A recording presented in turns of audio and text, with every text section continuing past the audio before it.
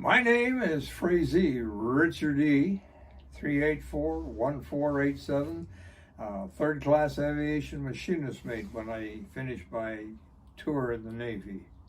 I started my tour, and you that were in the Navy know what I'm saying.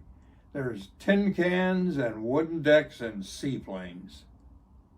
And people will say, you must have been in the Navy because what's a seaplane? When I was on a tin can, I learned how to chip paint. And I figured at that point, I'm going somewhere else. I had the opportunity to take a test, and I went to aviation engine school. I was so successful, when I graduated from there, I was assigned to the USS Kenneth Whiting. Seaplane tender. Had a wooden deck. And this is a piece of it when she was decommissioned and scrapped. I enjoyed my 6 years in the service.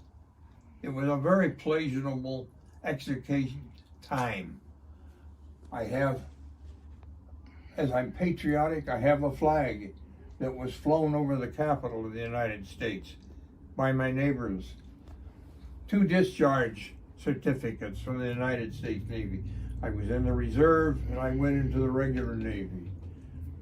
Cabinet of my ship's medals, not mine. World War II, Korea. And for you that were in the service, DD-214. Over here, the experience that is the most memorable from my tour on the Kenneth Whiting, you can see a seaplane swung on the end of a seaplane crane. We had done an aircraft engine exchange. We're ready to put the plane back in the water after having set it up and run the engine, but we can't do any RPMs. So it's over the side when the squadron commander comes out to our ship and says, I want that plane and I'll take it to the water. And there's a little argument between our division commander and the captain of the squadron. And our commander says, I'll be right back.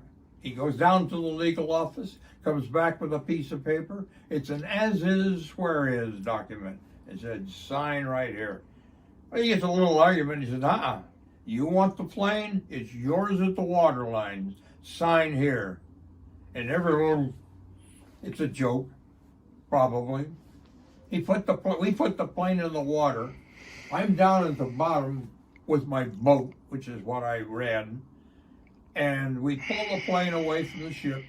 He starts both engines and we let him go. He heads down the water at a good clip, but not very fast, because he's doing a pre-flight, checking the engines, warming them up until he gets all the gauges reading right. And then he puts the throttles to the billboard. And the plane stands up and lifts up on its belly, and it's ready to go, and all of a sudden it tips up and sinks. For you see, up under, before it goes out to the tail section, there is what we call the potty hole. And it's right where the keel of that ship is going to shoot water if you don't put the lid down. And it seals, so things like this wouldn't happen. He put that plane down in 150 feet of water into the mud bottom of the inland sea of Japan, where if there hadn't been scrap people from the shore, that plane would still be there today. So that's my enjoyable time. We had other experiences. I feel proud to belong to the Korean War Veterans Association because I rubbed shoulders with guys who had their feet on the ground in Korea. It's a warming in my heart that is just unbelievable if you weren't there and you don't have patriotism.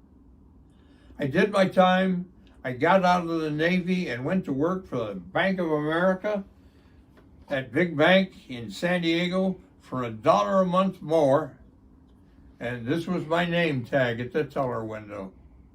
That's my life. I went on from there, finished college, and here I am, retired up in Portland, Oregon. Remember us, veterans of the Korean War. Good to meet you.